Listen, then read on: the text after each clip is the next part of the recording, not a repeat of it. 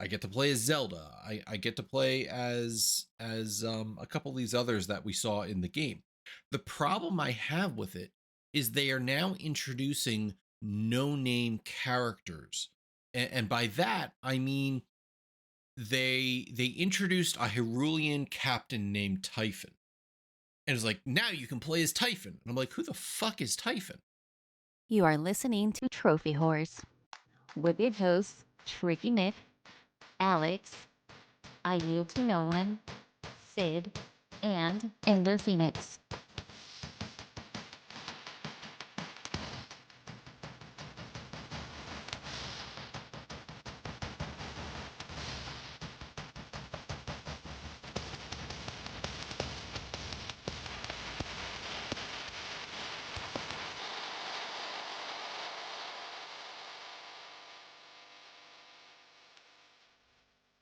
Welcome, everyone. This is Trophy Wars episode 713. And by the time you're listening to this, I hope the 4th was with you. But since the day we are recording is the day in front of May the 4th, Alex, may the 4th be with you. Well, Matt, on top of, I solved the case on top of being a top-notch PI. I have always considered myself part of the Jedi Order, so, may the 4th be with you, Matt. Thank you. See, folks, we do celebrate all denominations on this show, so just make sure you understand that it shouldn't just be the Jedi, but maybe the Sith too, because, Revenge of the Fifth is coming upon us. No, I'm sorry, Revenge of the Sixth. See, I don't even celebrate that holiday. That's why I messed it up. But we are here recording on a Sunday night. Just Alex and I again. Tricky is still off on Guadalumpur and doing something to get us more listeners. But according to our track record, we have actually been having somebody named Goat on our Spotify leaving us a number of comments. And we appreciate your interaction because I went back on a couple of them and he had posted how his favorite part of the show is Alex's in-depth reviews of what he's been playing. Alex, how do you feel about that? Well, I want to say thank you for the, and I think Goat said that Goat doesn't always agree with everything I say, which is fine. I don't expect anyone to agree with everything I say, but I did appreciate that this particular listener found it, that was their favorite part of the show because, we can get on here and we can share news and stuff like that, but the only thing people can come here to get that they can't find anywhere else is our opinions on the games we're playing. And especially with the game that you and I were playing, Mouse PI, with some bit of controversy surrounding it because of the IGN review, I think it's just kind of important to talk about that stuff. And like, if we don't agree with something like a bad review, we should, it's our chance to talk about something, in depth. Maybe not a full review, but just give our thoughts and say whether we approve of it, whether people should play it. So, I do appreciate the comments, like just being able to say, hey, I don't agree with everything you say, but I appreciate that you do go into this depth. Because we have heard from people that's, what they want to hear most is what we're playing. Yeah, and I definitely like talking more about the games I'm involved with than I do just the news, because by the time a lot of people get our podcasts, a lot of things have happened in the news and new things have happened, and the news cycle is, you know, gone on to something else. So, the news is the news, but what we've been playing, that's the evergreen stuff. That's what we hope people are coming to hear us talk about. But I know there is a small fraction out there who does come to hear us talk about our trophies. And of course, I realized I put this agenda together and I didn't even bother looking to update the trophies. So if these trophies are wrong, sorry, folks. Tricky is level 983 with 35,608 trophies and 1,038 platinums. Alex? Level 533, total trophy count of 11,259, and a platinum count of 208 in 207 games. I was hoping, with all the hope in my body, that I could have gotten 209 by the time I recorded, but alas, I have to do a second playthrough of Mouse PI to get one more trophy. So we're going to have to wait until next week to christen my newest platinum trophy, but still doing good work out there. Yield is level 543 with 11,894 trophies and 228 platinums. I am level 224 with 1,392 trophies. That's right, I earned 10 more trophies since last week and 0 platinums. And Sid is level 902 with 28,165 trophies and 869 platinums. So hold on, Matt. You said you earned 10 trophies? I did. Well, Matt, you were stuck on 1337 for so long. I'm interested to hear when you're talking about what you've been playing and what really caused you to get away from the elite number. Yeah, well, it was just one game I played on the PS5, and we'll go into that in a little bit. But I did forget to talk about how I actually celebrated May the 4th. There was new Lego releases. They tend to do them, new every month, but here on the 1st, they released the Ultimate Collector series of the Mandalorian's N1 Starfighter. But that wasn't the main reason I was celebrating. Was they were giving away a gift with purchase if you spent more than $160 on eligible Lego. They actually gave away a buildable Darksaber hilt, which I will say, for a retail value of $30, I was very happy to be able to get it and build it. And it's nice having the Darksaber on the same shelves as my Mandalorian setups. So I just may watch more Star Wars tomorrow while I'm building more Star Wars stuff, more Star Wars Lego to celebrate May the 4th. So that's how I do it. I don't know, Alex, do you celebrate May the 4th at all? The Mario Day, the May the 4th, I appreciate that they exist because I do think it's clever. And I think that, even though you're a fan of something, we don't always think of to celebrate something every day. So just having some goofy random day that is based on something clever like May the 4th or March 10th for Mario, it's nice to have. It helps you celebrate something. It's just a day where you can just set aside and say, you know what, today I'm going to play this game because I'm inspired by the day to play this type of game or watch this type of movie or build this type of Lego set. Now, that's commercialism at its best because obviously new sets or the Lego company and Disney really love that because when you're really invigorated by the day, you may do something like, buy Star Wars Legos and give them a cool chunk of change while you're at it. But, I often roll my eyes at National Cupcake Day or National Donut Day or whatever nonsense, but they're harmless, goofy days, and if it helps you enjoy something a little better that day, I don't have an issue with it. But do I celebrate? No, because honestly, the last piece of Star Wars media I watched was probably the Obi-Wan Kenobi series on Disney. That's a good series. It's a good series, but no. Yeah, we liked it, but it was just I haven't really had any desire to watch anything Star Wars, and plus we don't have Disney Plus, so that's also throws a monkey wrench into the system when you don't have the subscription to the service you can watch it on. Accurate. All right. So you celebrate gaming in other ways by telling us what have you been playing in the past week since we spoke. Well, Matt, aside from Rocket League and Helldivers, it's mostly been Mouse PI. I do want to mention a few things before some upcoming games that I'm looking at. I mentioned last week that I was going to buy Saros from Housemarque. I have not done that yet. Obviously, I'm assuming we're going to have an update this week, but last week we got into there was those murky waters everyone was walking through with Sony and potential new DRM strategy. So I was a little bit dubious to give Sony $70 until the air was cleared and we had a little bit better idea of what was going on behind the scenes. Because if someone is going to introduce a new DRM policy and, that kind of thing can go downhill real quick.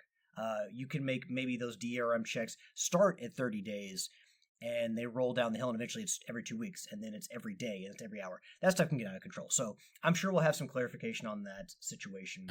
So I might as well jump in. I didn't include it in the news, but to talk about that real quick, the biggest problem was Sony was silent for multiple days on what was going on, leaving the community to kind of investigate. They did come out and say, listen, it is just an initial check. And then after that, you can enjoy your game as much as you want without having to do additional checks. So seems like there might have been some back-end bug. The conspiracy theorists will say that they were gauging the reaction of the crowd.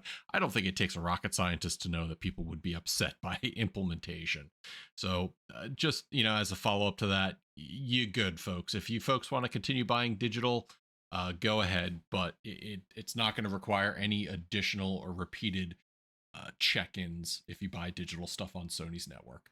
Sorry, Alex, go ahead. No, you're fine. And honestly, if that's the thing, being forthright and having transparency is important, because in the silence is when the internet and people as a whole just go crazy and they form their own theories. And yeah, so the silence just is just deafening, and it can definitely hurt you. Whether saying stuff can hurt you, but if you really have the best intentions and you're not fucking around, there's nothing bad that can come of being forthright and being honest.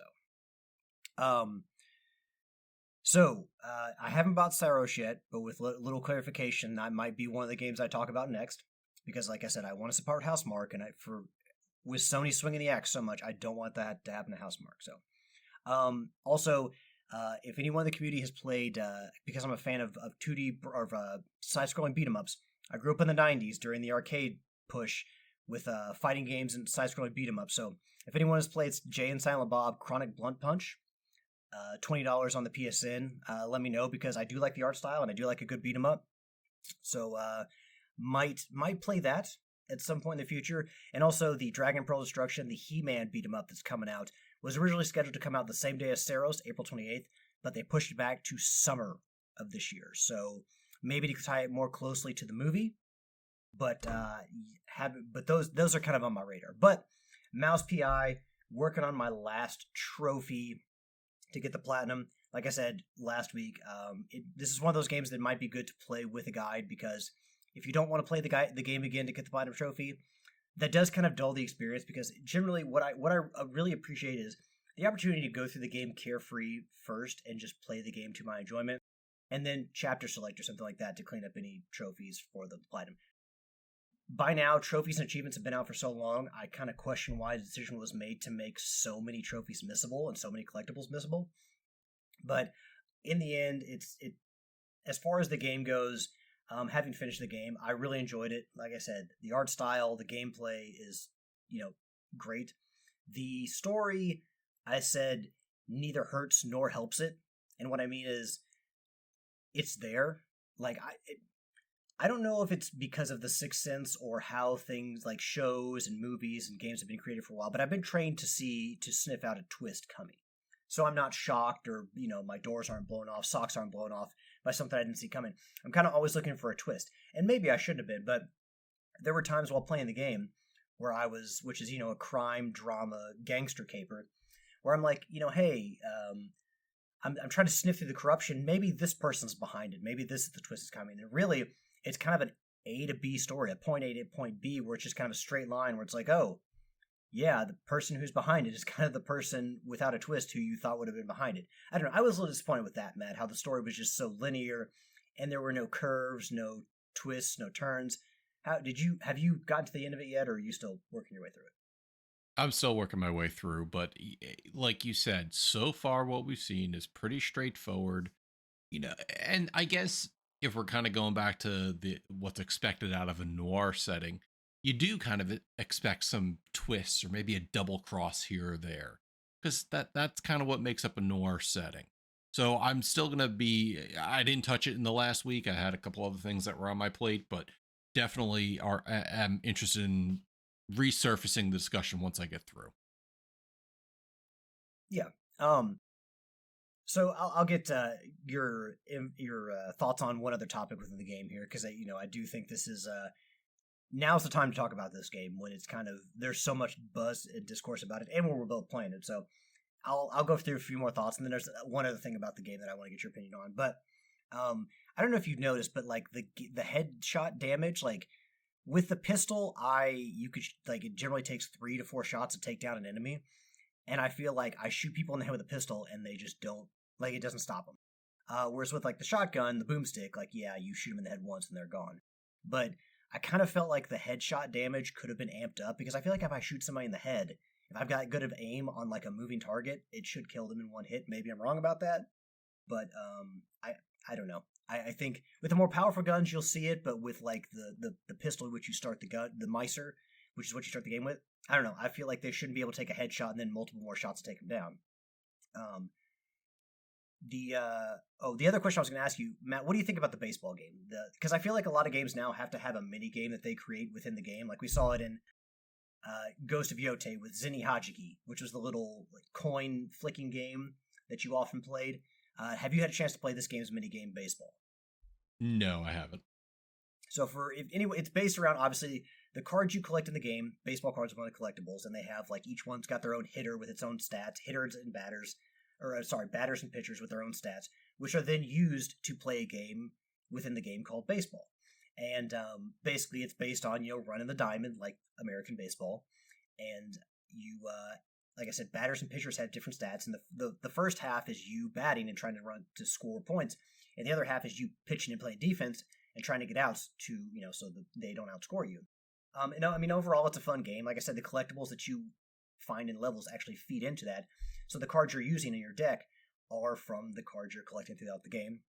And overall, I do think it's a fun game. I did enjoy playing it. You've got to win 30 rounds of that for a trophy. My only issue is that there's a 50-cent cost to play the game, and you get your reward for winning is tokens to open the vending machine in the bar. I'm sure you've seen that vending machine, Matt. Yes, that I have. And opening that gives you a super secret weapon, which you normally wouldn't find through the course of the game.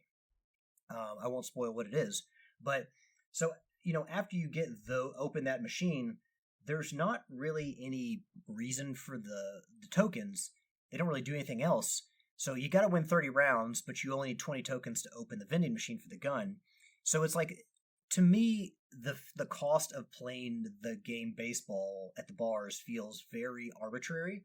Because, you may be playing the game, and it's I just like to stop and play some baseball, but you have to pay money to play it, and you may at some point run out of money to play the game. Maybe it's a nitpick, and like I said, it wouldn't be something I took off for, but I wish that at a certain point playing the game was free. Now, somebody may say, why the hell would I want to play that game so many times where I ran out of money? So it may not be an issue for most people, but I would think it'd just be nice to be able to play the game without a cost. So you could just kind of play it freely as you wanted. The other example, Ghost of Yote, you do also have to pay money for a buy-in for that, but you can also win money from that game. So if you're winning, you're never going to run out of money in Ghost of Yote, whereas, in a game like Mouse, there's only so much money you can accrue through playing the game because you can't go back to levels. So at some point, you will run out of money if you're, trying to buy everything. And then just in general, I think that they would be wise to kind of rework some of the cost of things in the shop. The missing collectibles don't cost too much, but some of the cards, the baseball cards you would use in the deck that you need to get all of to earn the trophy, you can't find by playing the game. You have to pay for them for the shop, and some of them cost as much as $1,000, 1,000 coins. And some of those, and there's 4 of them. And I think at top level, I topped out at either between 7,000 and 8,000 coins. So you can see right there, 4 cards costing half of what you would collect during an entire run through of a game that you would have to start an entire another playthrough to get everything. I just think that they should have made some of that stuff cheaper. But really, I don't have any other gripes with the game. There's no gripes with the game that I would have that would really cause me to take serious points off the score.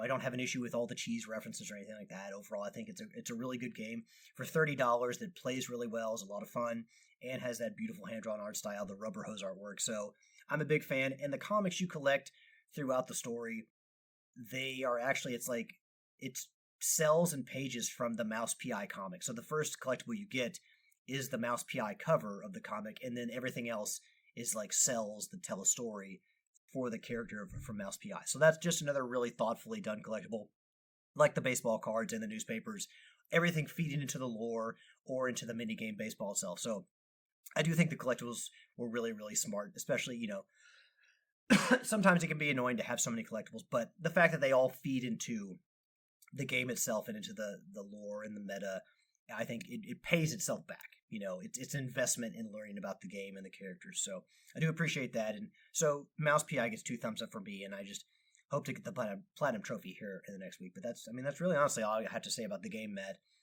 I don't know if you've played any more or if that's the game you got trophies in, but is there anything more you wanted to comment? That's all I've got to say about what I've been playing. Is there anything else you want to say about Mouse PI? If you had any more time with it? I didn't get too much more time, but I appreciate your insight to some of those things, because as I look at the store and I look at the baseball cards and the news articles and the other collectibles, I'm kind of sitting there in the early game going, why should I be spending my money on this? Then I realize, well, if I'm going to upgrade my guns, that takes blueprints. So the money is obviously a separate, uh, uh, what the hell is that thing called? Currency. Currency. Thank you. Jesus Christ. Reels are rotting my brain. It's a different currency. So obviously there was a purpose to those items, and besides just collecting. So now to know that they kind of fit into this mini game, and that helps you do something else. I like that idea. So I'm gonna definitely play more this week. I just didn't get to it last week because of everything else I had going on here. So I didn't play too many other games. So Matt, I do want to say before we move on from Mouse, a couple tips. With the baseball game, don't start trying to win the baseball games in the mini game before you have a good sized deck, because the more cards you find, obviously, yes, you're going to get some weaker cards, but you also get stronger cards. So wait until you have a nice sized deck to start trying to win those 30 games. And also, if you are at the end of the game, and one of the other things is this game doesn't give you a great idea of when the point of no return is, so you might want to look that up before you start the game, or if you're getting further into game, because it won't. Most games like Epic Mickey Rebrush was a game I played recently that had a, hey, just heads up, this is the point of no return. Are you sure you've done everything you want to do? This game does not do that, so just be aware. But if you're at the point where you're later in the game and you're questionable on money to buy everything, like if you don't have enough money to buy all the newspapers, all the comic books, and all the cards you missed, you can always do the thing where you make a save, buy all of one, buy all the cards, get the trophy for that, reload another that previous save, and then you'll have all that money back and you'll still have the trophy. So, and then you can spend the money on other things. So that's one thing you can do. You can use save files to help you buy everything if you're low on money and you're questioning towards the end of the game whether you're going to be able to get the trophy or not. Yeah, good to know. Was Mouse PI the only thing you played? There's not really much else to talk about with my other games. So Mouse PI is really the bulk of it. Although I have been looking at some of those was it the Capcom Classics on PSN, because Saturday Night Slam Masters and some of the Darkstalkers fighting games were on sale for 99 cents. Regularly on sale for $2, so whatever. But I had been looking to buy some of those too. But no, just as far as what I played, you've my detective noir story about lots of cheese and fondue is all it for me. Yeah, like I said, I didn't put much time into Mouse PI myself. I want to. I just found myself doing a couple other things this week, including building some Lego that I've been waiting to build for a while. So what games I did play, unfortunately, I was a little late to the show today because my friends and I were doing more co-op Slay the Spire 2. We've now gone into what's called Ascensions, meaning it gets more difficult each run, that it adds like a new modifier, whereas between each act before on the base level, it would heal you 100% between acts. Well, now you only get to heal like 80% of your health between acts, so they're doing little bits and pieces as you keep increasing the difficulty. It's giving us a reason to continue playing. I still haven't come anywhere near unlocking all the different cards and potions and other things that are in the game, so we're going to continue playing that for a while. A couple more Mugenics runs, just get my shit pushed in because that is a difficult game.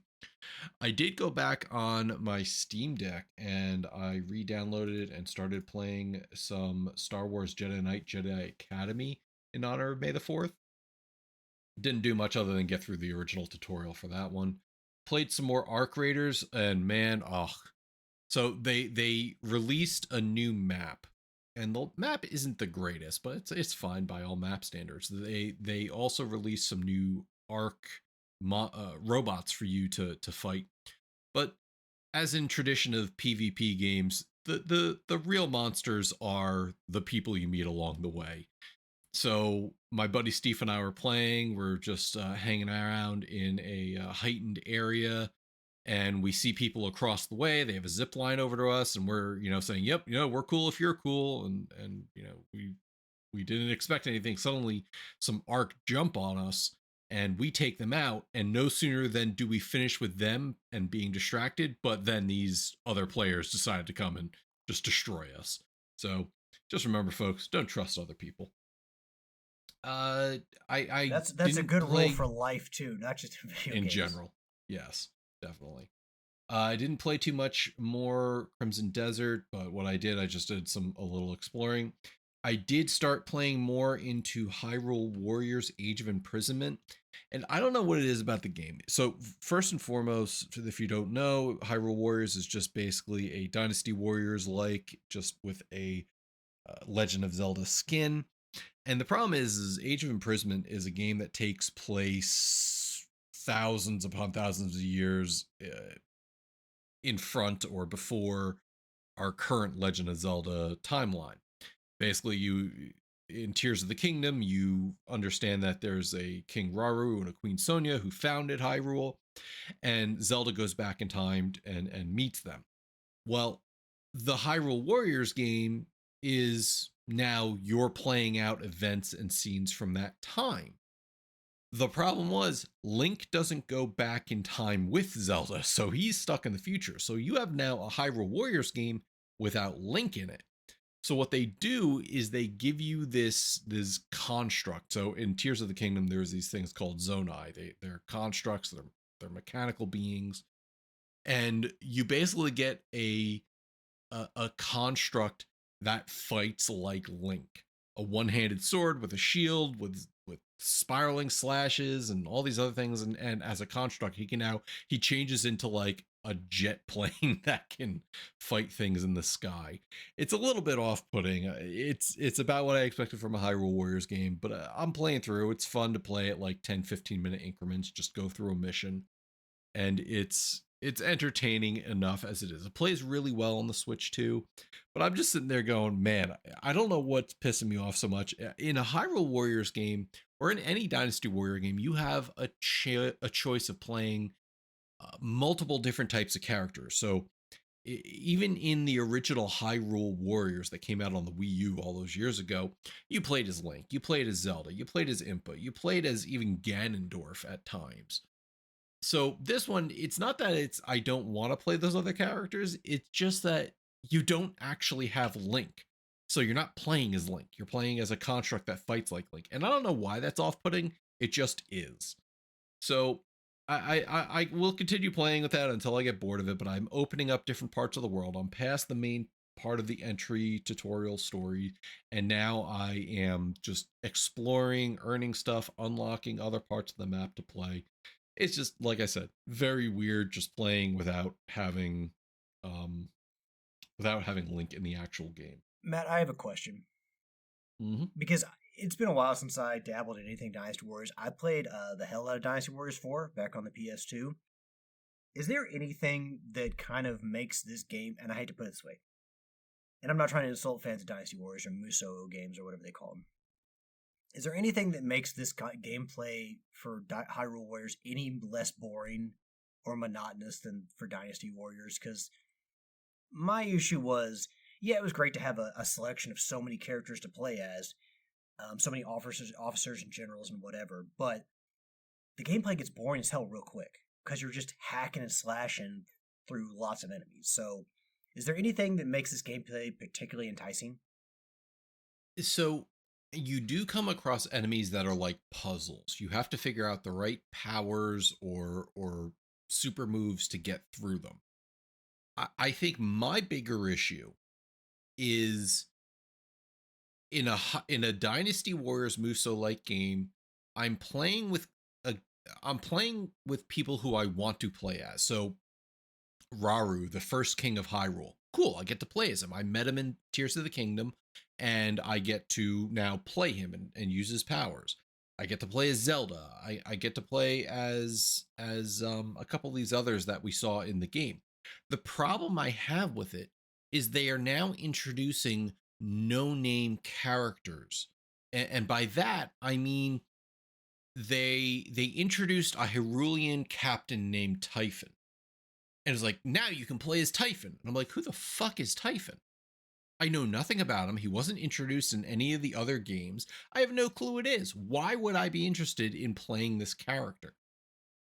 In Tears of the Kingdom, you got to meet your spiritual ancestors, from each of the four regions: Lanayru, the Death Mountain, the whoever the Rito village was and then the Gerudo. So you get to meet your ancestors and you get to play as them. I'm like, okay, that's cool. I get to play as one of the 4 legendary warriors. But all these other characters they start adding in, I'm like, you're padding the freaking roster. This is stupid. I don't like this. So to your question, Alex, it doesn't do anything massively different that you're like, oh, now I need to play. Like I mentioned, you as Link the construct, you have these flying sections where you're like a jet fighter and you're fighting across the skies of Hyrule.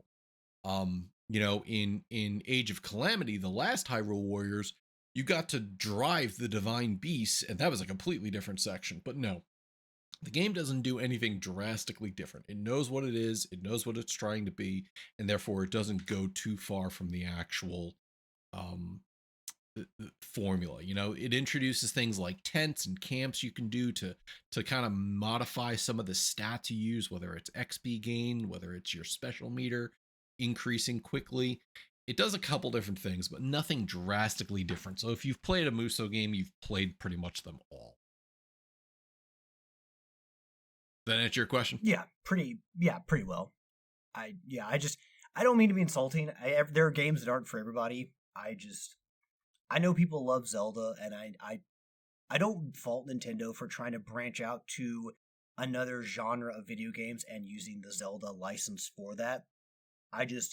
As someone who's kind of fallen out of love with Zelda franchise with Breath of the Wild and the steps they've taken the series in, I'm not gonna say like Tricky says that it's because I don't think those are Zelda games. I very much think they're Zelda games. It's just I feel like the series has evolved past what I want it to be, and I really only want to play the older games. That 64 through the GameCube Switch titles. So, but it's always made me curious why people find interest in those games, because I at one point did. I watched my stepbrother play them, and then I started playing them, or I played one of them, and I had some amount of fun with it. But it's just I'm always curious as to why people are drawn into a game where seemingly the gameplay is just a lot of the same over and over. But yeah, like I said, I'm only a couple hours in, so maybe it actually gets better over time, but in the grand scheme of things, it's a Warriors game. You know it's there. Well, in all fairness, I do have to point out again that the last time I played one was Dynasty Warriors 4, which is a long time ago. We were talking probably 20 plus years ago. So, there may have been some evolution of the series here and there, but question has been answered. And the final game I played this week, to answer your question about where I got these trophies, I'm playing a game called the Spell Brigade.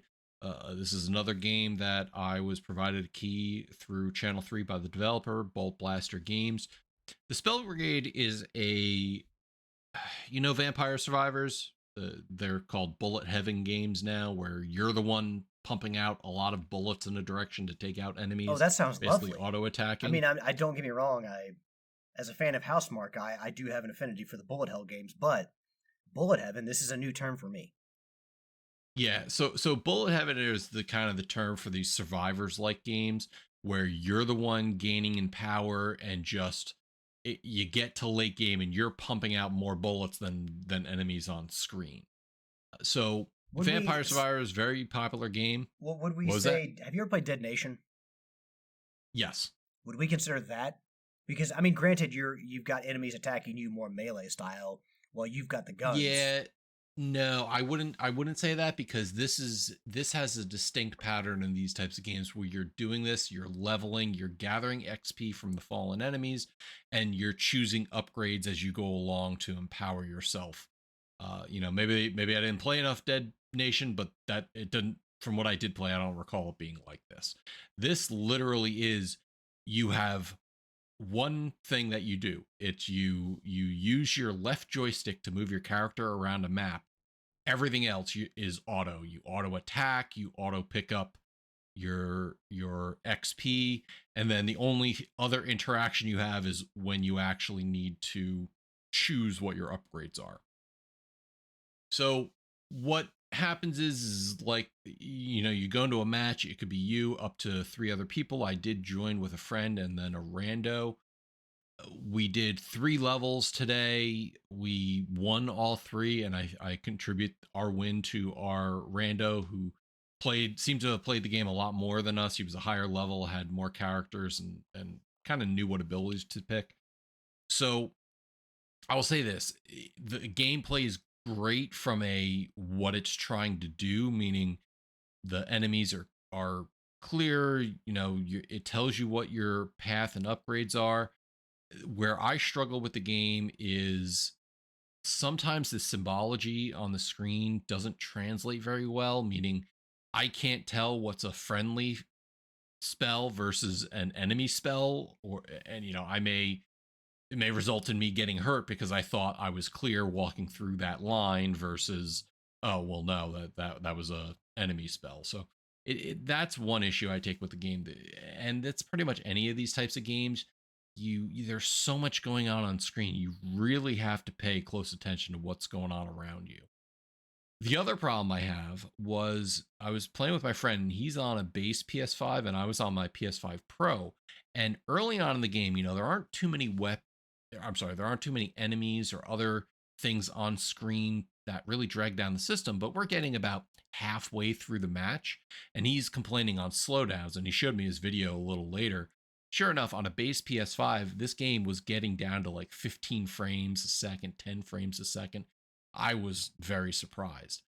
And it wasn't so much of an issue until on like the second map we were playing on my PS5 Pro, as we were getting towards the end game, I was noticing FPS drops down into like the 20s, and for a PS5 to drop, or PS5 Pro to drop like that, it makes me wonder if there's some optimization. And the game just released in 1.0 back on April 29th. So my question is like, what is it doing that it really takes that much out? It isn't the graphics. The game looks great, but I don't think it's the graphics. I literally think it's because of how much stuff shows up on screen that I think the processor bogs down and it's trying to figure out how to render it all, or not render it, but process it all as you're gaining XP. It's got multiple hitting calculators in the background, other things that it's trying to do, the enemies on screen, the all the little practical and technical effects. It just really surprised me how much the PS5 Pro struggled later on in the game. And it wasn't just like here or there, it was happening quite a bit as we were getting mobbed. That said, it was still fun.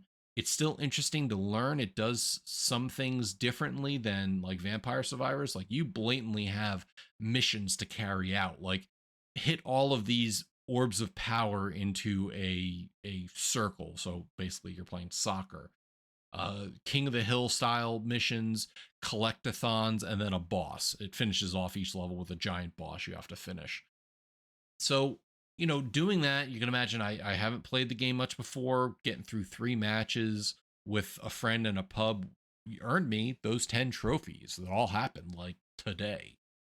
So I will say, anybody who's interested in expanding their game love beyond Vampire Survivors, the Spell Brigade is a decent game. Just don't be surprised if you have a little bit later in the game where it starts bogging down on your PS5. I evidently have access to it through my family share on Steam. I downloaded it. I'm going to give it a try, see how it holds up on my PC. If it still bogs down on my PC, I have a feeling it's the developers need to do a little more optimization. So that's what I've been playing this week. Not a whole lot, but definitely a lot of what I have played. Hey folks, we got a timeout from the proceedings, a little bit of a side quest here. This is your editor du jour. Instead of for the day, it's for the week. The editor Alex, and we have to pop in here with audio from our friend Yield, who has the latest trophy rarity update, thanks to Gareth. All right, take it away, Yield. Hey everybody, rarity update coming at you, so we'll just jump right into it. Edge has started to pull away at the top of Division 1 as he now has a commanding lead of 252 points over Doc Chicken 13, who has dropped off over the last few weeks. Diego managed 95 points, getting him to 1,114 points, whilst Doc Chicken went without scoring a trophy but did manage 16 legacy points, moving him to 862. Pee-wee in third also had a relatively quiet week, scoring 20 points as she looks to move above Doc Chicken and sits on 825. Nitro stays in fourth with 695, some way back following a 23-point addition. Marky Frazier closed a deficit on Nitro to 20 points by scoring 37, while Sai Tykist also scored well, getting him into the mix with 671, thanks to a score of 47. Rolling on the floor laughing out loud, Z earned himself 15 points, keeping him 7th, whilst Gareth had 37, keeping him above the drop zone on 539. Myself and Eifrit Hellfire 90 are 9th and 10th respectively. I added 32 points to bring my total to 455, whilst Eifrit is just 6 points further back on 449 following a 40-point haul this week. The bottom two remain Redbeard Rick, who mustered 7 points this week, taking him to 394, and it was left to X-Nightmare's legacy points doing the legwork for him this week, scoring 13, moving him up to 348. In Division 2, the top score overall this week came from Shoddy Sniper 123 with 121 points, helping him now surpass 1,500 points to a total of 1,555 at the top. CJ still has his grasp on second promotion spot with 833 with 37 points this week. Dupes was the second contestant this week to hit triple figures with 100 points exactly. For him, Dupes was the second contestant this week to hit triple figures. 100 points exactly for him means he now trails CJ by 37 with 796 as he chases down second place. Meets Goats a Lot scored well this week too with 79, keeping him in contention as well with 770, 26 points behind Dupes. California Wayne stays in 5th, where he has remained for most of the season. He earned himself 16 points, moving him to 549. Mr. Teenage Mutant Ninja Turtle 84 moved back up to 6th through scoring 26 points, putting himself with 486. And the Grounded Gamer losing 41 points as his Vampire Crawlers trophy matured, causing decay, meaning his score was reduced to 426. Crook 09 and Tricky Mick sit in 8th and 9th place on exactly the same amount of points, 315. Crook advanced his score by 4 points, whilst Tricky again scored relatively well with 28. Alex had a good score this week with 46 as he nears the platinum in Mouse PI. This moved him to 258, 1 place above the drop zone. The bottom two that have been there all season still remain there. Prometheus 101 earned 12 and Waterfields 1 5, taking them to 172 and 161 respectfully. On to Division 3. The Big Don still tops Division 3 and looks a good bet for promotion thanks to his early season form. Recent scoring has been modest to say the least. 15 points this week, moving him to 552. Murray 2011 is also still second, where he spent most of the season. He scored 26 points, pushing him to 382. Dodge Williams top scored in Division 3 with 41 points, helping him close the gap to Murray. He now has 284 points for the year. Homer Gets Duffed added 10 points to his tally, giving him 226, which is a lead of 20 points over Resident Daryl in 5th, who scored 9. There were only 2 contestants in the bottom half of the division who scored double figures. Darth Knight 82 wasn't one of them, but his 3 points kept him in front of the Brain 76 on 154, whilst the Brain had 4 points, keeping him in touch with 149. Dat One Seagull picked up 3 legacy points, moving him to 137 to stay in 8th. Departed 570 was one of those who did earn double figures, 12 points for him, getting him to 122. Stink Bomb managed his second platinum of the month to help him to 6 points this week, meaning 95 for the season. Big Bernardo B was the other contestant who had double figures, 15, ensuring he moved to 78. Kalai remains 12th, despite 4 points, moving her onto 26 points. Rarest trophy of the week, and 5th, we have Alex with Card Shark from Mouse PI for hire at 10.98%.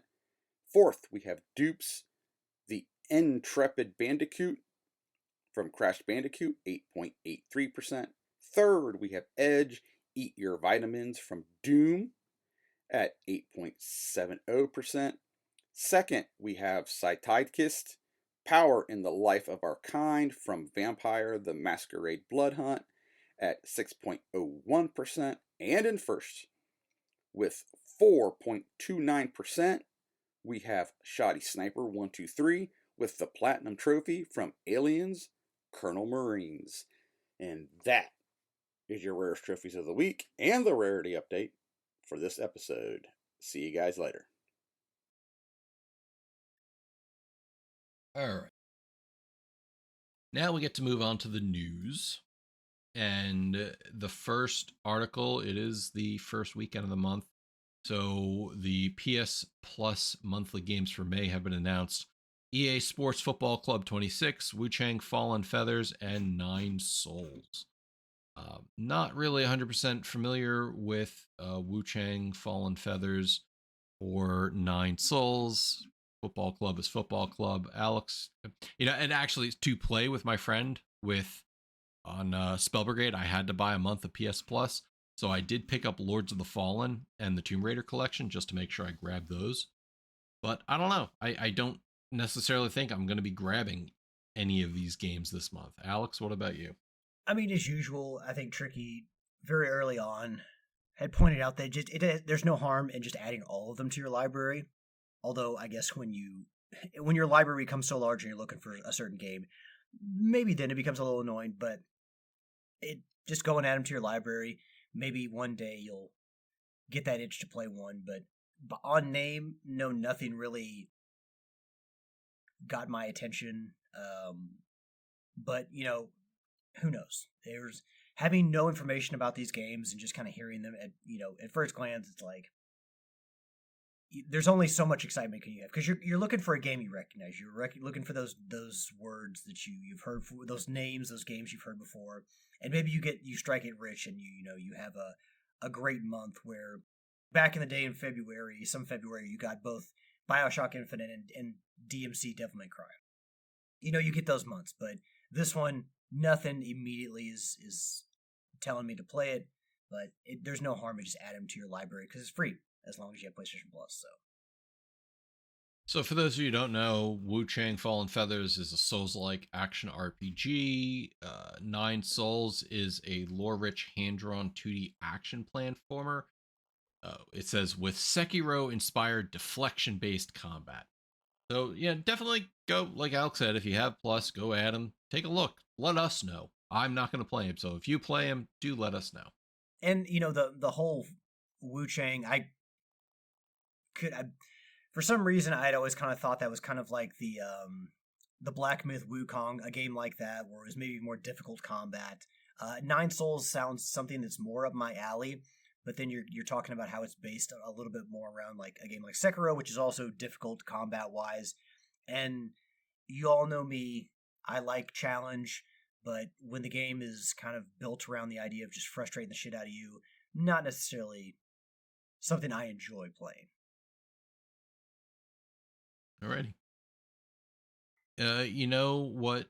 People do enjoy playing consoles. However, in the future, Xbox boss Asha Sharma hints that memory costs will impact pricing and availability of their next-gen Project Helix console. So, we talked about this a couple months ago, but Xbox did announce that Project Helix, which is their next Xbox console, and in the midst of everything, we have this RAM and CPU crisis.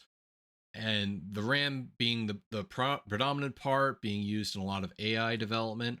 And this is everybody's concern. We see that it's also delayed the Steam machine. And that's something Valve has been open and honest about. So it's interesting to see Microsoft come out here and say this as well. But I think, we're going to be hurting for a good long while. I remember during the pandemic, We were hurting on processors, we were hurting on graphics cards, and that was driving a lot of aftermarket value driven purchases. So to think of the next Xbox technically right around the corner, the fact that they're saying that the RAM crisis is going to infect something that's still a couple years away is very concerning to me. How about you, Alex?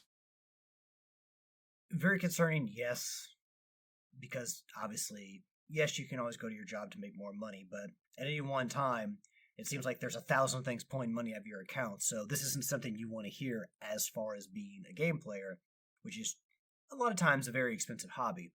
So to think that it's going to get more expensive is just, it's not helpful. But in these situations, like when prices go up, we tend to think of just immediately blaming the companies that have the products that are increasing in cost, like Sony or Microsoft. And then you dig deeper, and the cost and the components to make these things, like RAM. I feel like all these companies, and there's a lot of questions by like reporters and news agencies that are being asked to these companies, like, "Hey, what about RAM? Is this going to affect the cost of your consoles?" I feel like we're being prepared for this. I feel like it's like we're bracing for the impact and the cost of this next generation consoles. And, like I said, in a lot of cases, it's going to be that maybe people just go to a one console household where it's like, I have this one console with this one PC, and that's what I play on, and I can't fiddle with having multiple consoles. Like maybe you had back in the day growing up, or when you had more disposable income. But there are a lot of things that when you stop and think about it, stop to smell the flowers or the roses, that affect or contribute to the cost of a video game console.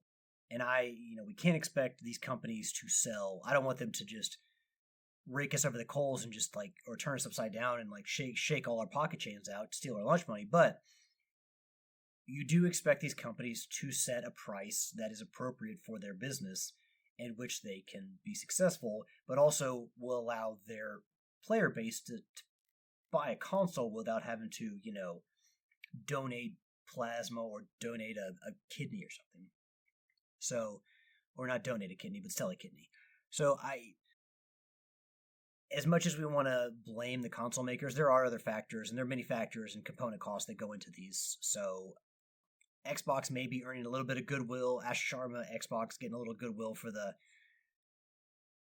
bringing back the Xbox, or reinforcing the importance of the Xbox brand and reducing the cost of Game Pass. But I feel like every company is just bracing us for what the cost of the next generation console is going to be because of the technology that's going to take to put in there. So, not a fan of hearing it, but I would appreciate the transparency so that we don't, we're not shocked when it comes to the cost of a PlayStation 6 or Project Helix or, whatever. Yeah, well, it's going to be a while now. If it's affecting things now, it's playing into what consoles are going to have years from now, and it's going to impact that price. Again, this is the first generation of consoles that has increased in price over its lifespan. Historically, things have gone down. But we're in a very different environment now with AI being driven wild and everything that they're doing. It's we originally were talking about the Steam Machine. I was thinking 500. Tricky was thinking 800 to 1,000. I think you even said even more. But I look at this and I go, the next Xbox is $1,000. It's no way it's not $1,000. If Sony just increased their price of the PlayStation 5 Pro to $850, yeah, these next consoles are going to be insane. Well, let me ask you that. And sorry if I read any transition you're trying to do there, but maybe this is possible, maybe not. But do you think on some level, if financially viable, it would be wise for them to delay the release of next-gen consoles to hope that the cost of some of these components goes down?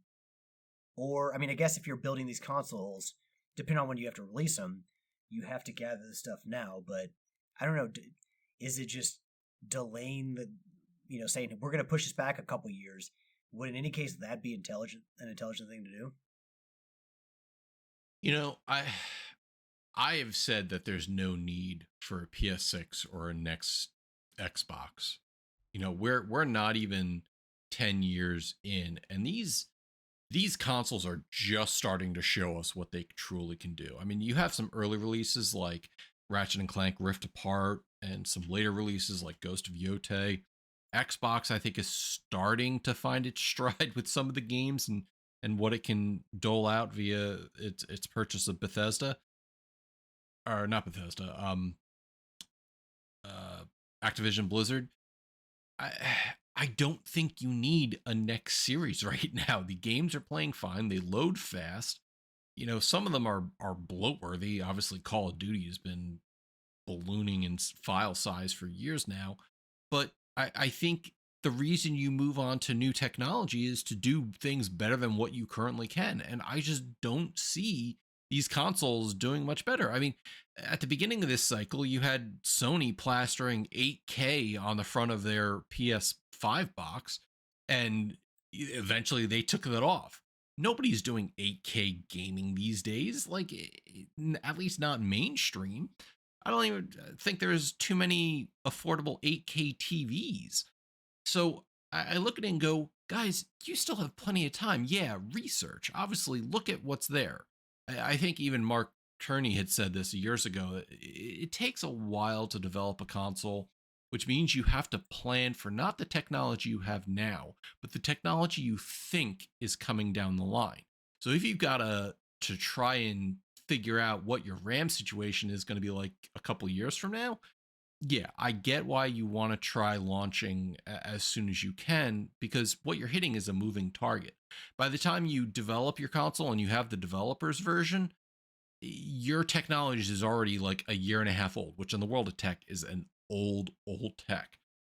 You know, by the time they come out and they maybe make a console with PCIe Express 5 memory or storage, I should say, you know, maybe we're at PCIe 7 in the PC world. We're paying a premium on the PC side, but you're getting a discount on the console side.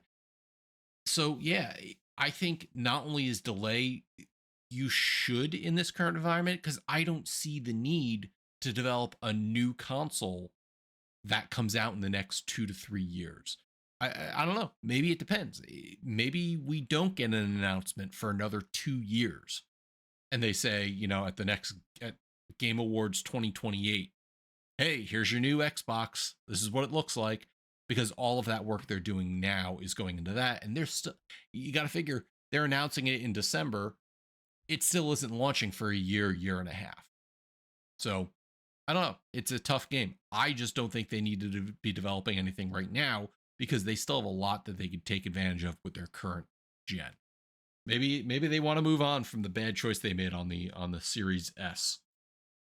Yeah, I think there's a danger though in releasing out a console that is out of people's price range, or someone. There's always someone out there who will buy it, but releasing a console that costs so much that you put yourself into a range where most people won't be able to buy it or don't want to buy it sets you up for bad PR, where releasing another console that doesn't sell well for one reason or another, and having that PR that you're being outsold by every other console under the sun, isn't necessarily the look that Microsoft wants to go for either. And I don't think it's just Microsoft's console that's going to cost more than people want to pay. Obviously, Sony's is probably going to be the same. So it might behoove these companies to be like, you know what, we've got good tech right now. We've got we can put out good games on this. Maybe we just push back the next generation. I mean, I get that sometimes it hurts financial reports and quarterly earnings statements and shareholder, like, you know, dividends to shareholders. So companies have to balance all of that.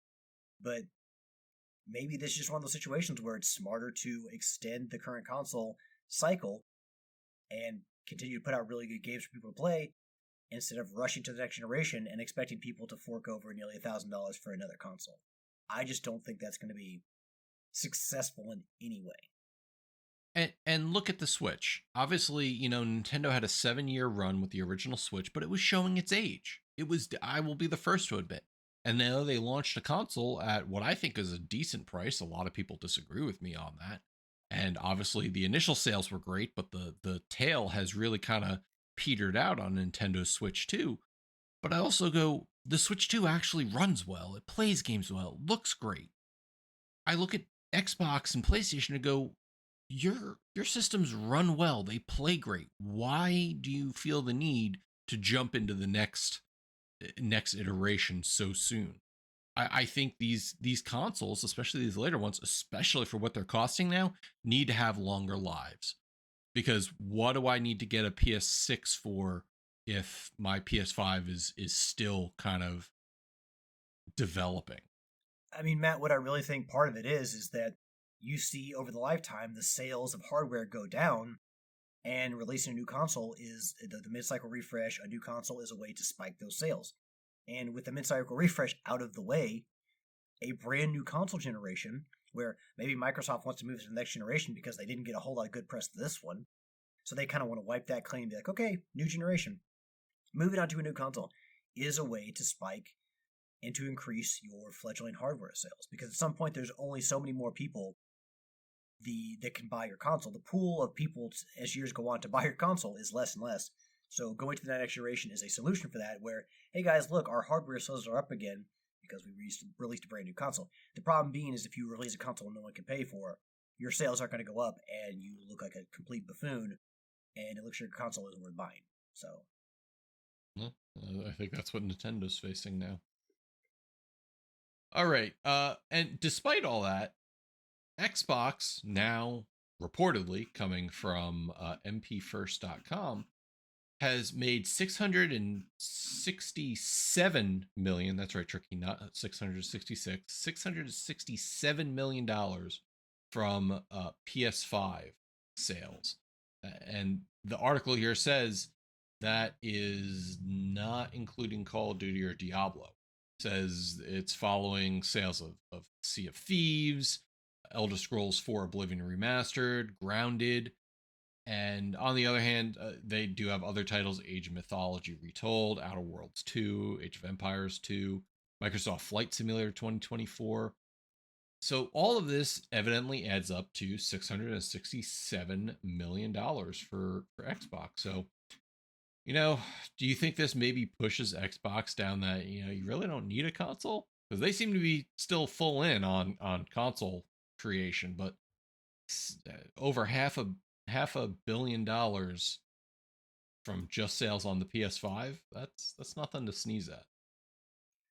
no, but the only issue is, though, what is the cost of that to your own console? Like, if Game Pass and sales on the PlayStation are taken away from the purchases of an Xbox, is there a loss? Do you have to subtract that loss of money, potential sales that you got from lesser Xbox sales, and factor that into what you made off the PlayStation ecosystem? If that makes sense.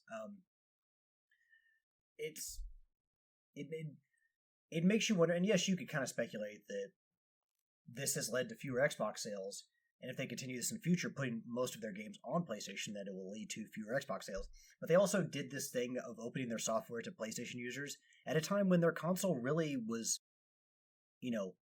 not blazing in sales. It was just another way to make up money, where the Xbox Series and X and S had seemed to sell to most of the people who wanted to buy it already. So maybe not giving new people, or the few other people, a reason to buy it, Xbox didn't hurt them in the end. It also is weird because Sony has announced they're no longer putting, or for now at least, not putting their first-party titles on the PC. So you have the story of Xbox, seemingly making money off the PlayStation, or their games on PlayStation, but then PlayStation has the PC, games going to PC, and then they stop that. You've got two different sides to the coin there, where one seems to be doing really well, and the other one's like, no, this isn't helping us, we're pulling back. It makes you wonder what is wrong within Sony's infrastructure, where they can't see what Xbox is doing, and then they just replicate that, right? It should be easy just to be like, well, we'll just put our games on another console. And the PC base is so large, you would figure that they would just make money off the PC base by putting their games out on the PC, and not even day and date with the PlayStation, like a year later. Am I missing something to this, Matt? Is missing something to this? Why is it seemingly so successful for Xbox, but yet PlayStation is pulling back from this ideal? I don't know. It's one of those. Xbox is still trying to find themselves in their post we're gonna share our games world. I look at it and go, these are sales I think they might not have had otherwise as opposed to sales that cannibalized units on the Xbox, because you got to figure most people who are in the Xbox ecosystem would benefit from having something like Game Pass, whereas somebody who has a PlayStation doesn't have access to all that. We can't even count somebody like me that has all the systems, because obviously I don't buy into those unless I absolutely need to. But I look at it and I go, well, Xbox, you're making money off of another system, and there's nothing wrong with that if that's the strategy you want to take. I don't necessarily think they're cannibalizing other sales, because I think the majority of these people are buying on PlayStation are buying it because they don't have access to it on an Xbox. Otherwise, they might just be doing the Game Pass thing over there. Well, and as you read there, as we shared, that's a lot of money that Xbox is making off of that. So it kind of makes you, like I said, just wonder why Sony has pulled back from it. What did they see in their earnings reports that made them pull back from it? Unless the reason they're pulling back from it is because they're like, we need to cut down on staffing, so we eventually have to get rid of the studio. Although, as far as I know, Nixies is still a thing at Sony. So, but Well, don't jinx it, because obviously Sony has to go out and buy more AI businesses so they can terminate their current studios. That's their business model now. praying for Housemark. I mean, honestly, I don't think that's a shot fired at all, because they recently did invest. What was the name of it? Cinema, whatever. I can't remember what the name of it was, but I don't like. I feel like despite the fact that Sony has a very loyal fan base and there is definitely a lot of brand love out there, I definitely think we're at a period where people's distrust in Sony is kind of, it's an elevated rate. It's not like we completely trust in Sony and we love everything Sony does. I think there's a lot of questions out there, when it comes to Sony and what they're doing. And I definitely don't think all of the shutting down of the studios is helping with that. Yeah, well, Sony's fan base is also weird, and Sony shutting down other studios is another part of the problem, because now Sony has to pay out a $7.85 million lawsuit. Now, you think in today's world, 7.8 million, that does sound like a lot of money. But compare that with the number we just gave you about Xbox. Is it really? Is it really a lot of money, Sony? The reason that they have to pay out $7.85 million is because resolution and settlement of a class action lawsuit alleging Sony Interactive Entertainment illegally suppressed competition for the sale of digital PlayStation games when it banned third-party retailers from selling game-specific vouchers, and the plaintiffs allege this allowed Sony to charge gamers higher prices for in-system purchases. So there is an official website found at psndigitalgamesettlement.com you can go to register if you want to claim damages. Alex, are you going to go get your $2 from Sony? No, because even just going to a website and trying to claim that $2 is not worth my time. I got other stuff to worry about. Even if it's just sitting in front of a TV and playing on my console, time is money. Yeah, well, I mean, like I said, you can always go to work and make more money. You can't go to work and make more time. So, but yeah, I mean, class action lawsuits, it kind of points out that a lot of times, even joining in, if you're not even going to have to hire a lawyer or show up in a courtroom, it's a lot of times not even worth it to join them, because what you get, if you get anything, doesn't amount to much. Like, you could go, like, $2 wouldn't go buy me Tic Tacs at Target. That's more expensive. Like, the Tic Tacs are more expensive than that $2 that I would get from this settlement. So, if you weren't being facetious and just giving a very low number. Yeah, let's do the math. We're looking at 7.8 or 7.85. No, I don't do 7.8. I actually have to do the actual number. 7,850,000 divided by, it says 4.4 million customers. So that's 400,000. That's approximately, am I doing this math right? That doesn't make sense. 4,400,000 times 1.78. Yeah, I mean, you're looking. I don't. Tell me if my math is wrong, but I'm dividing 7.8 million divided by 4.4 million. Before the lawyers get their fees, that is $1.78 per person. Well, you figure that if it's 4 million people and 8 million being paid out, that's $2. So this would be even less than $2. So yeah, it's like between 1 and 2. So and that's before the lawyers take their fees. Yeah, the real winners in all of this are the lawyers. Any class action lawsuit. Actually, the class action lawsuit I had when I worked at Lowe's netted me a couple thousand when all was said and done. Maybe like 2,400, I think it was. So that was worth my time. This is nothing. This is crazy. Usually, when I get a class action lawsuit thing in the mail, I toss it. I think that whole Experian credit Social Security breach got me like $4. I didn't even take it, which is like principle. For something so critical as your Social Security number, going through one of the big credit score providers, like, you're gonna give me $4. Great. Alrighty. We actually do have some listener questions this week.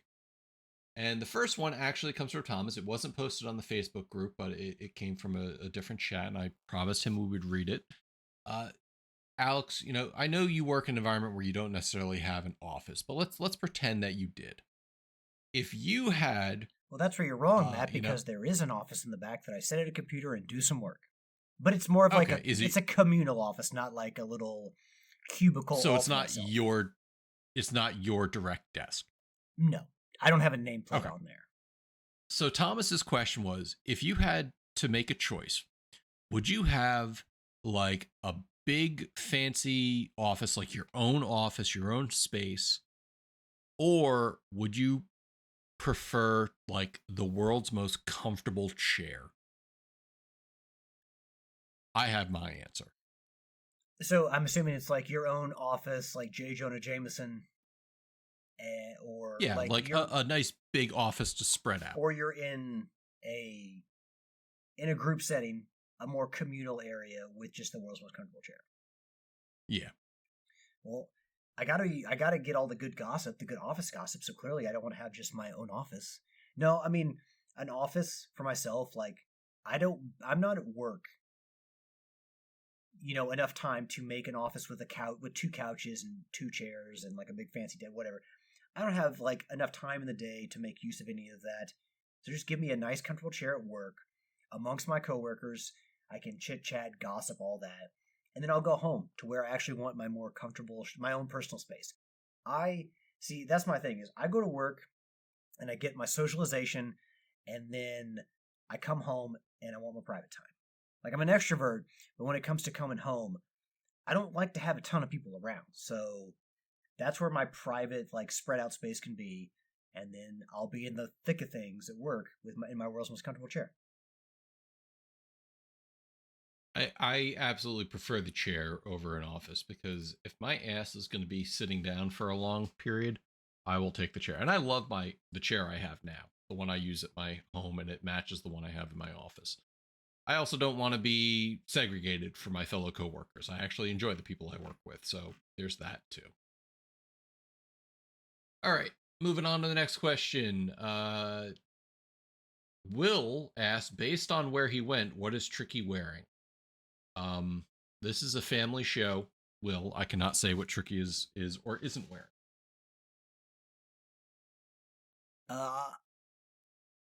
I'm going to guess a onesie of some sort, but I don't know. Oh, like those the old time 1930s onesie swimsuits.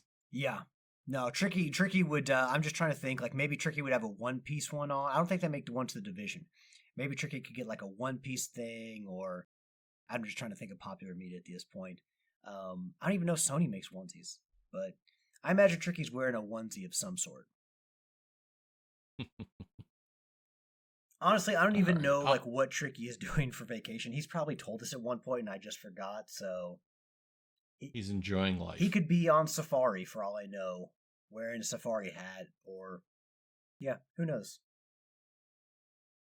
All right. David does write in with a gaming related question. He says he knows Alex doesn't have an Xbox or gaming PC, but he asked me if I'm going to be playing Subnautica 2 early access. He has the Series S, so he's hoping he can play it without any issues. If I do, it's my wife still does maintain Game Pass, so I will probably try it on her system, but uh, I don't know when or how. I would say if you do play it, David, let us know. Tell us your comments. Tell us your thoughts. Maybe you can convince me to try it sooner than I normally would. I did enjoy the time I spent in Subnautica 1. Alex, I know you said you're not ready or itching to jump into Subnautica 2 right away, or if at all. No, although there has been a lot of news, and we really haven't talked about it. We probably talked about some of it in the past about the what's the name? I know the company that bought the Subnautica maker, Crafton, who was publishing it.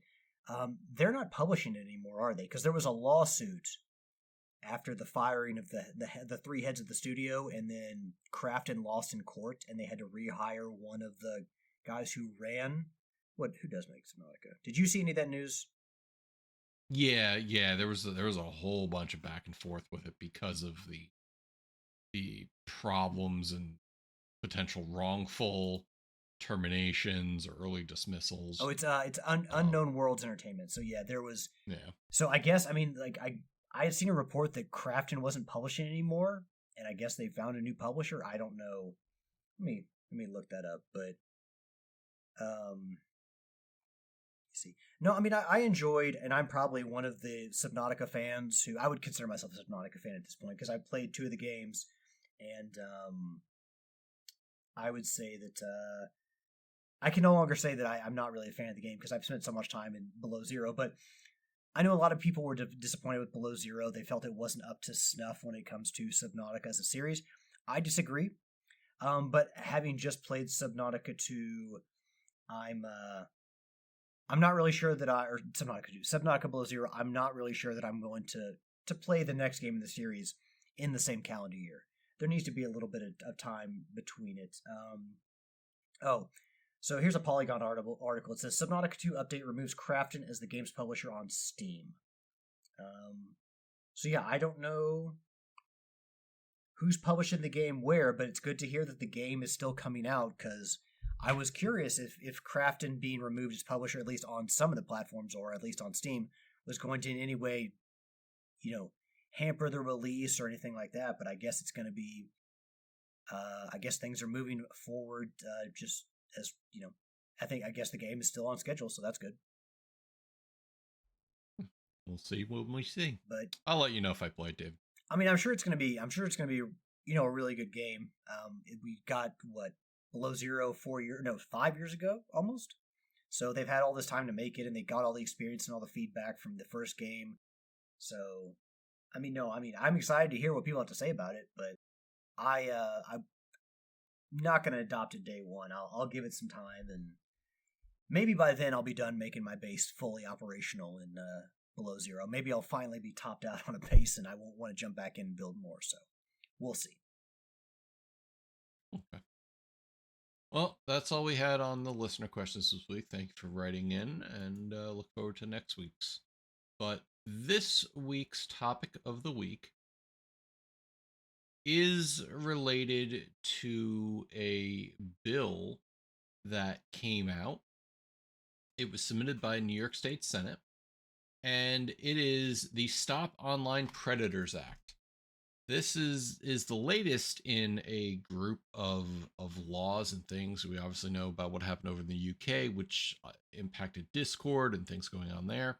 But basically, kind of like what Sony was doing now, talking about verifying users' age to allow them to use online features like chat and things like that. The new bill is basically stating the same thing, that will force services like PlayStation, like Xbox, like others, that will require them to verify a user's age to allow them to utilize online systems.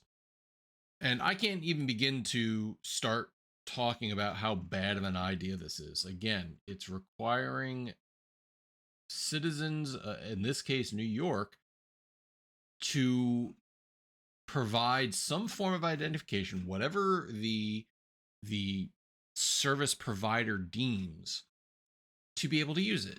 And my question is, where does it stop?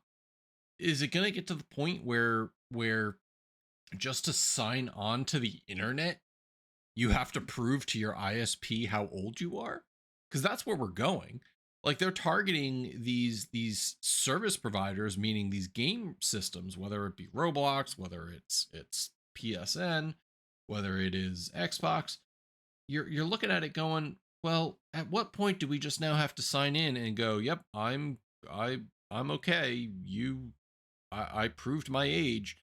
And then we talked about it last week that I don't trust these companies to maintain my personally identifiable information because they get breached every 5 seconds. They're high profile targets for hackers. It's okay, Matt. You got $4 from the Experian bus, so you're good. Yeah, it's equal. How much am I going to get when Sony gets breached with my information? 50 cents? It really. Listen, I don't propose to have an answer. Obviously, legislators are jumping in because they see a problem that these service providers aren't solving. But I go back to and say, where the frick are the parents? The justification here says child safety experts estimate there are approximately 500,000 online predators active on any given day. According to the FBI, over 50% of its victims of online sexploitation are between the ages of 12 and 15, and estimate 89% of sexual advances occur in internet chat rooms or through instant messaging. So, yeah, it's not going to be just these gaming systems.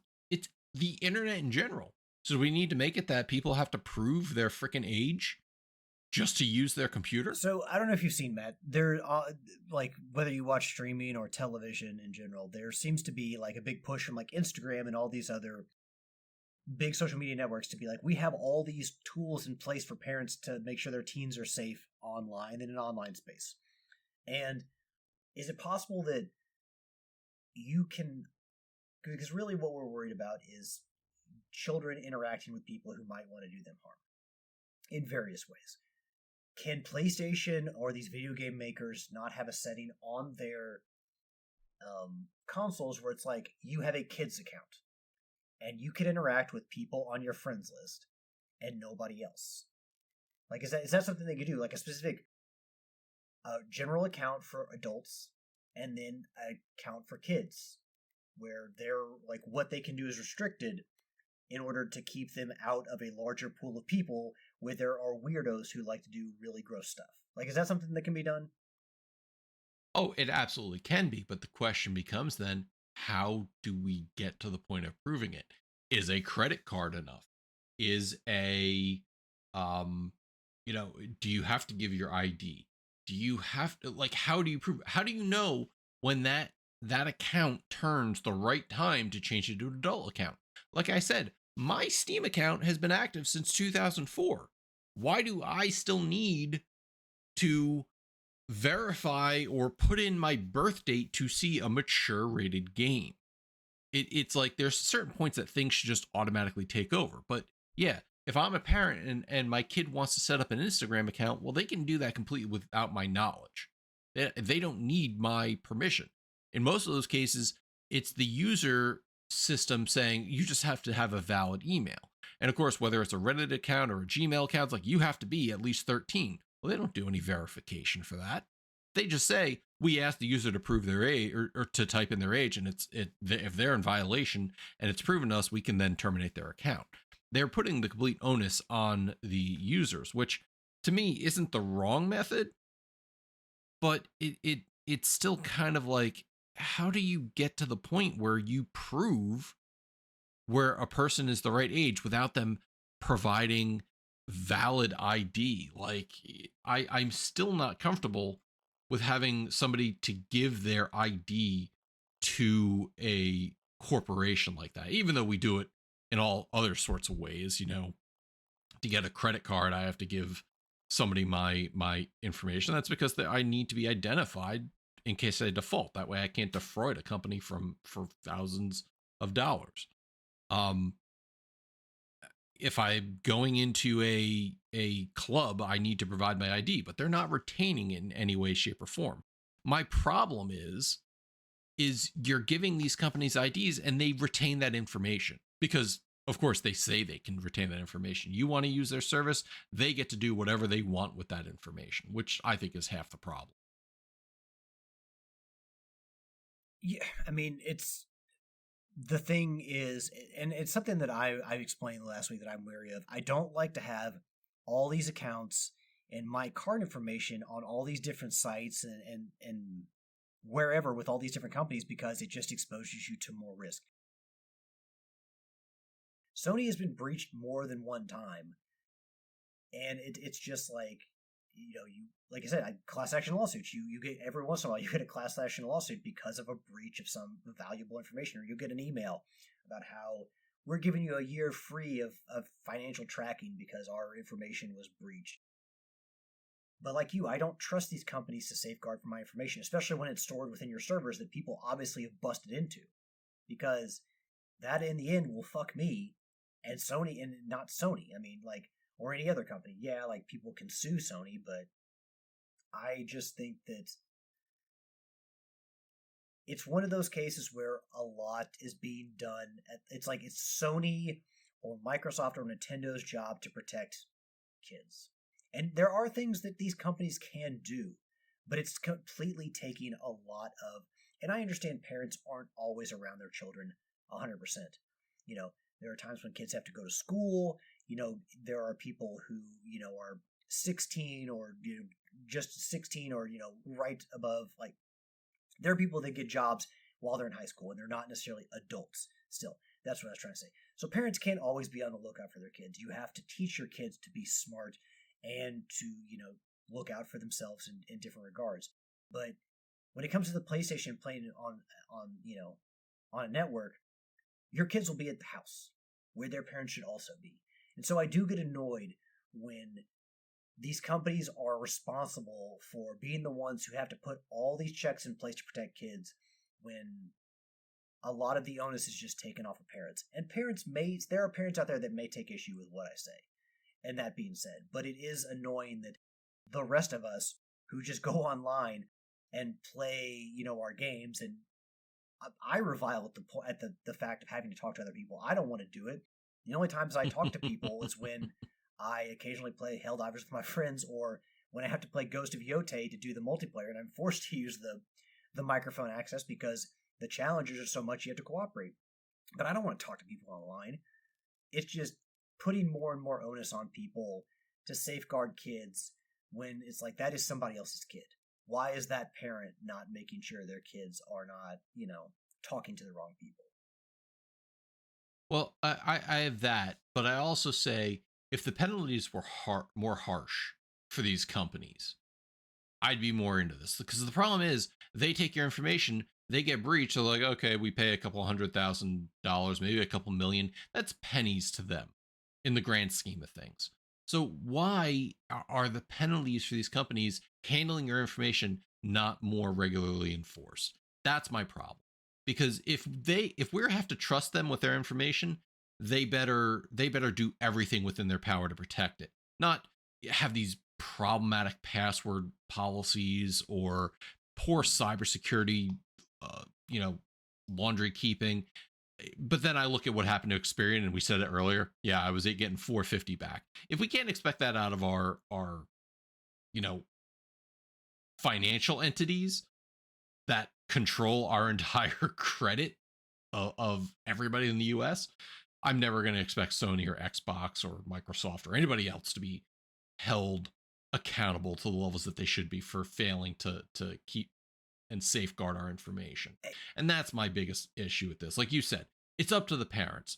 But if these companies are required then they need to be held accountable, and it's more than just a couple million when they fail to. So, well, a couple million stretched over like 50 million users. So I understand that as children age, privacy is important. Privacy is important for all of us. I just think it's the increasing onus doesn't need to be on other people to protect someone else's kids. That shouldn't be, somebody else's responsibility.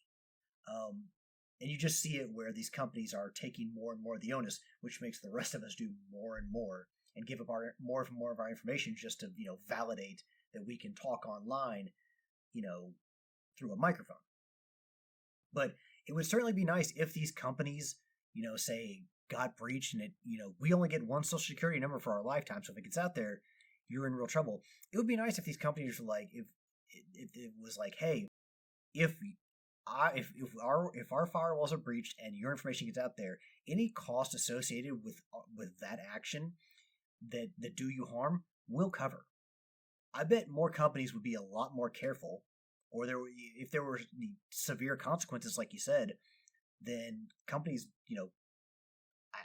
I don't know if they can increase security, but there needs to be a heavier penalty than just, hey, here's your $4. Like, if my social security number gets out there and it costs me a lot of money because someone goes up and signs up for a bunch of credit cards under my name, and then I've got a bunch of debt, the company that lost my information or let it get out there should have to pay for everything. Well, and that's what, they end up doing. They're like, oh, well, we'll pay for your credit monitoring for a year. Because honestly, but that's not the same thing as like if you're it's not, but it's something. Here's the thing I will say. The problem I have with all of that, yeah, generally speaking, if people are going to abuse your information, they're going to do it as quickly as possible because they know things out there, information out there is just a ticking time bomb. The longer they wait to use it, the higher risk it is of them being caught. And at this point, my information has been exposed by Experience, been exposed by Sony. It's been exposed. My information's out there. So it's not like I have any control over any way other than to put a lock on my credit, making sure nobody can do anything. And then if I need to, I unfreeze my credit for what I need to do. That's a hassle I have to do because people are scumbags. But I look at this and I go, is this overstep by forcing companies to do this? The government getting involved, we've always said this, the second the government gets involved, things get complicated very quickly and get very inconvenient for the average user who hasn't been affected by this. And yeah, people are scumbags and they are using things like Roblox and other online services to target children. And frankly, those people need to be, no longer of the living. So I sit here and I look at this and go, well, from the government overreach perspective, this is not the way. The way you do it is increasing harsher penalties for when information is exposed or for a company forgetting to protect or not protecting. And the way isn't to force the company to do some sort of identification system. If you are a company and your system was used to exploit a child, you should be held accountable criminally. And that you'll see how much shit will change when they do that. But unfortunately, the way the current laws are in the US, that can't happen. Well, and if there is a game like Roblox, which seems to be the Wild West, if you're a parent and you know your kid is playing Roblox and you have seen, or just maybe you should educate yourself on the games that your kid is playing. But if there's a Roblox and you've heard stories that people are using this to talk and interact with children, why are you allowing your children to play Roblox? Why? Shut that shit down. You're the adult. So yeah, I understand parents can't protect their kids 24 hours a day, but there are things that can be done where if there is a community that is known for this kind of nefarious shit, cut it off. Don't let them play that. But yeah, harsher penalties for the wrongdoers and for the companies who lose your information. That would be an ideal scenario, Matt. Well, one could only hope that, maybe this bill doesn't pass and it forces a different type of review or a different type of thought process to improving and protecting our kids online. So appreciate it. That was a good convo. I like sometimes, even though we try not to get too political in nature, things like this do affect the way that we like to game. So let us know your thoughts, folks, either in the comments on Facebook or reaching out to us directly, but definitely let us know. With that said, we're going to close out episode 713 with Alex and I. I believe Tricky is back next week. So look forward to hearing some of his thoughts on stuff and where he's been and what he's been doing. Alex, you want to give your shout out so we can start closing it out? I finally remember where Tricky told us he was going to on vacation. Something about a nude beach somewhere, I think, was on the itinerary, but I can't be sure.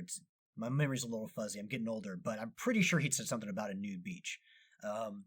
No, I want to give a shout out to our listeners, our fans, our community, the Fuel to the Fighters Trophy Whores.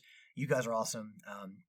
Thank you for all the questions, all the interactions, spreading the good word of Trophy Whores. We appreciate you all so much. Give a shout out to my co-hosts Matt and Yield and Tricky. And I don't know if we had a rarity update or we had a Sophie's Trophies, but I'm sure that'll get patched in if we do get something down the pipeline. So yeah. Give a shout out to my awesome and loving girlfriend Ashley. I love you, hun. Normally I save her the last word for Ashley, but we had a Facebook memory come up today. It was Juno's Gotcha Day today, 6-year anniversary of it, and I was going to go do some donations to some animal charities in the coming days in memory of her to kind of celebrate her. But yeah, I just want to show some love to Juno, who we lost in January. Because, even when you lose someone, a parent, a friend, a sister, a brother, a pet, you still love them regardless of whether they're gone. So constantly looking for ways to keep her relevant in our lives and help others, help other animals, even if, adoption at this point isn't something I'm necessarily, think I'm strong enough to do, is important. So I did want to just mention that today is the 6th anniversary of us adopting Juno, and even with all the pain that came with it afterwards, I still wouldn't have changed a thing. I still would have brought her in our home and loved her as much as we could. So, yeah, that's what I got for this week. All right, thank you, Alex. Shout out to my fellow co-hosts. Shout out to Sid. Yes, folks, there was a rarity update. Shout out to Gareth for running that contest, and shout out to Yield for providing us those updates. Shout out to Tricky and Alex. Shout out to, I think I said Sid, but you can always give Sid more love, so shout out to Sid. Shout out to the Channel 3 community. Make sure to go out to channel3.gg for your gamified social media. Find me as Ender Phoenix on that system if you'd like, and chat with us about games and whatnot. Go to our Facebook group, chat with us about games there. We love hearing from you all, and we absolutely want to continue doing so for another 713 episodes. Shout out to Will for his artwork, and then finally shout out to my wife V. Thank you for everything that you do. And with that said, Trophios are going to eject out of here. Later. Later times 2?